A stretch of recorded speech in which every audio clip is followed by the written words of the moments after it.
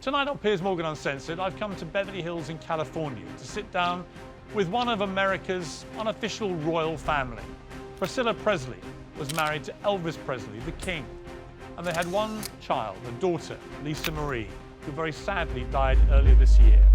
This is the first interview that Priscilla's given since that tragic event, and it's the first time she's talked on camera since the release of a movie about her life called Priscilla. What followed in more than an hour was one of the most moving. You know, I lost my mom, then I lost my grandson, and then I lost my daughter. Emotional. We're talking. Revealing. She was feeling almost suicidal herself. I think so. And surprising interviews that I've done in my entire career.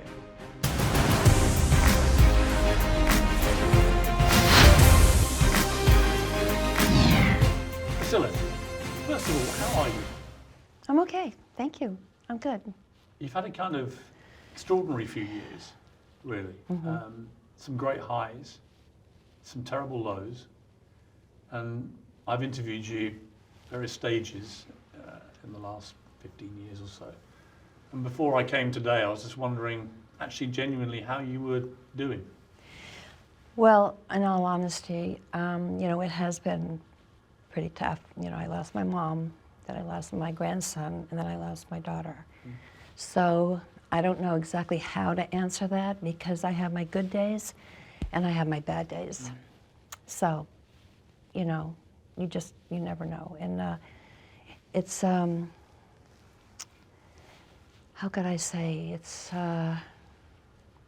it's difficult. It's difficult to wake up in the morning and not, you know, have a call from my daughter or wonder how my grandson is doing. It's like a part of your, not part, but a large part of your life is taken away. The particular difficulty for someone like you is that you can't do this privately.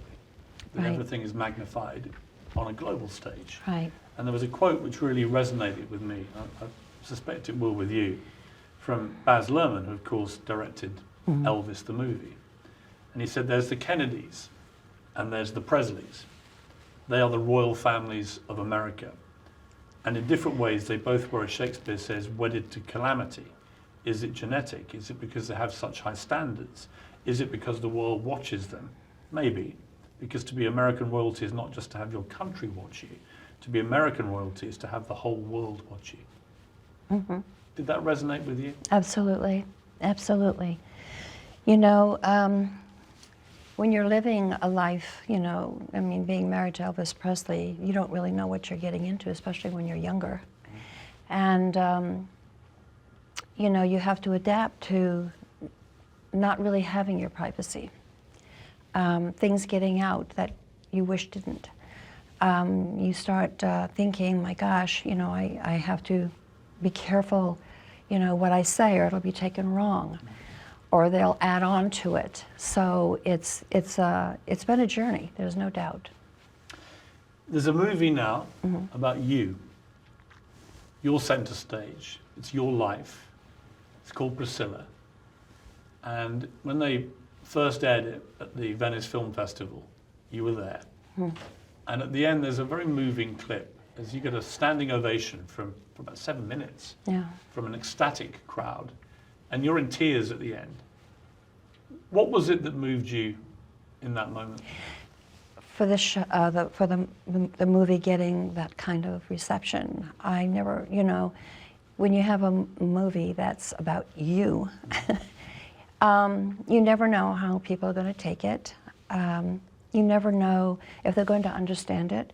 I mean, they have their own, you know, with Elvis, people, you know, that's a big name. It's a big name. And I was happy because it had a standing ovation. I was happy for Sophia. She was quite nervous about Sofia it. Coppola, who's Sofia made the Coppola, movie. right. Is it an accurate depiction, do you think? Not just of you, but of your relationship with Elvis?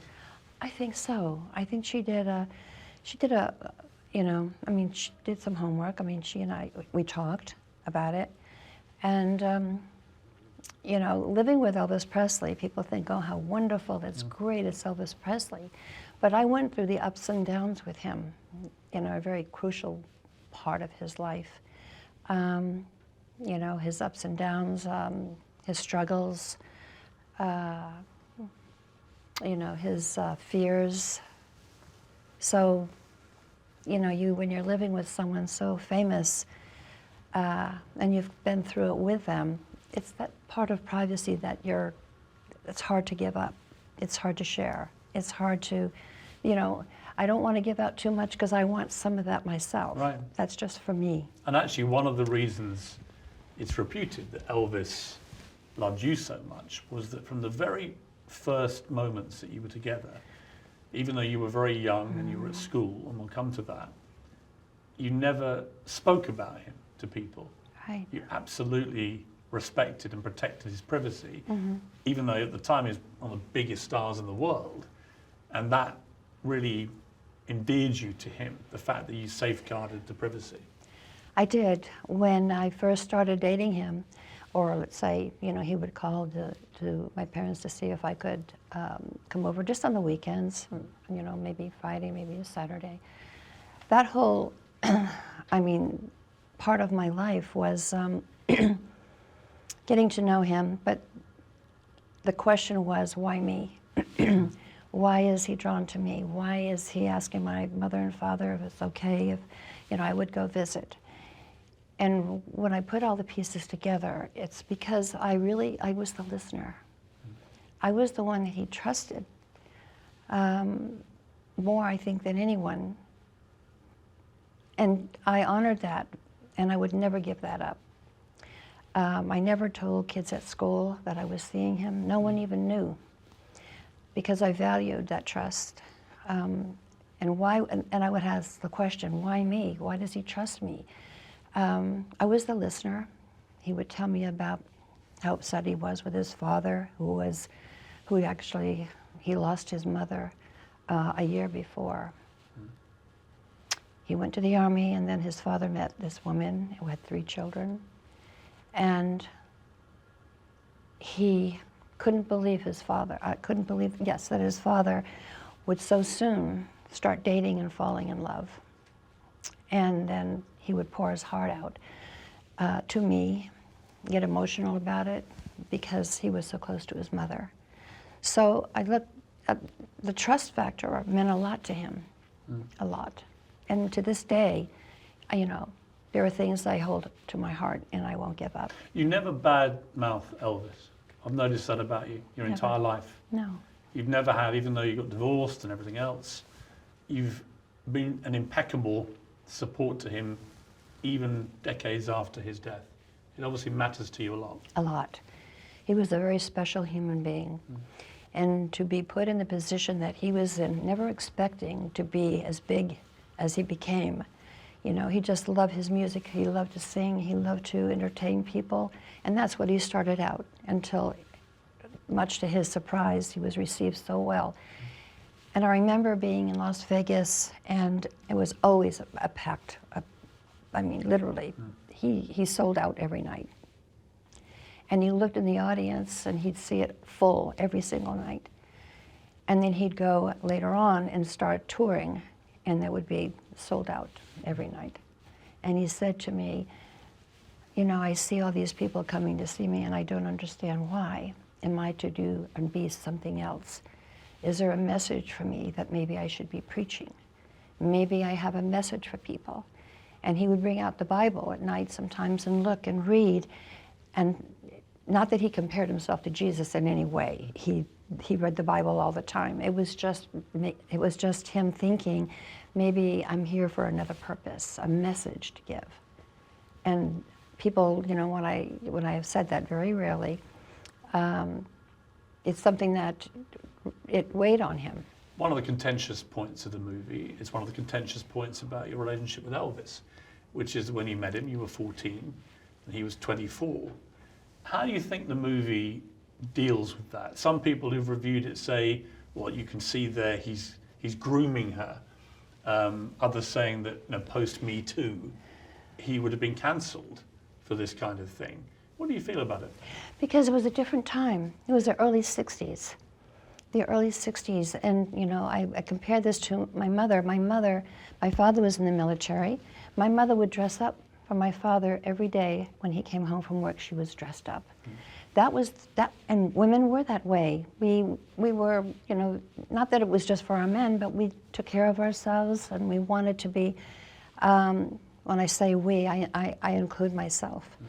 We respected, my mother respected my father, and other women wore dresses back in the day. They did not wear pants, slacks, jeans. So that was just the time. It was, I mean, you know, Elvis was like I said, he was very unique, but he was, I don't know about grooming me. I didn't take it at that. I never heard the word. I mean, obviously it's all new now, but you know, he loved to take me to beautiful stores to buy me an outfit. I didn't have any money. He would take me, you know, to the movies every night. That's when you dressed up. And he wanted me to look good and not feel bad that I had jeans, or not jeans, but, you know, a little dress that didn't really fit or be suitable for where we were going. So, so yes, he would buy clothes for me and love to. And look, when you see what he wore, he would dress up to a T. So he wanted me also to be dressed up. But people today, with the mindset of today, will look back and say it was inappropriate that he would be with a girl of 14. What do you say to people that think that? I understand. I understand. But I was 14 in Germany, and there was always people around, and our talks were, yes, private, but he never, ever, ever was aggressive, nor did he ever make love to me. I was somehow, like I said earlier, someone he trusted to talk to and pour his heart out. And famously, you only consummated your relationship on your wedding night. That's right. And no in one fact, could believe that's when Lisa Marie was conceived. That's right. That night, and you were 21, I think, when you got married. No one would believe that, but it's the honest to God truth. Yeah, I believe it. Yep. I've seen you say it before. Yep. In the movie, again, depending what your mindset is, I think, you could either say, as some people have done, that Elvis comes off as kind of distant, emotionally abusive to a degree, a drug addict. Obviously, people knew that towards the end of his life. But quite a negative characterization. But other people have said, in the same light that you just did about it, that it was a different time, and that actually he was also coping with the extraordinary pressures of being the biggest superstar in the world. Yes. And that brings with it unique challenges. He had a lot on his shoulders to take care of, to do. He had, you know, films that he hated, all of them actually, except the first two. Really? Yes. He was, you know, he felt that he was being a joke, you know, to have this kind of, on the beach, girls, girls, girls, and that's all really what Hal Wallace gave him. Colonel Parker signed a 5-year contract with Hal Wallace, and never cared about what kind of movies they were. Elvis was frustrated at the fact that he couldn't get roles that he wanted. And Colonel just didn't understand his client at all. What was he like, Colonel Burke? Yeah. Colonel? Was he like the Tom Hanks portrayal in the movie? Somewhat, but Colonel, I never had a problem with Colonel. It's just when Colonel Parker interfered with Elvis's choice of songs, that's when it really, that's part of the movie, and when he's upset because Colonel was, you know, trying to change the music and wanting him to sing a different song or talk to a producer and said he should be doing this. When he got in Elvis's way, that's when Elvis would go to all out. Did you feel Elvis was a controlling influence on you? Controlling. I don't think it was controlling. I never thought about it being controlling. You were 16 when you first went to Graceland. 17. 17. I mean, again, a crazy experience for a young teenage woman to suddenly be propelled from a very normal life into this.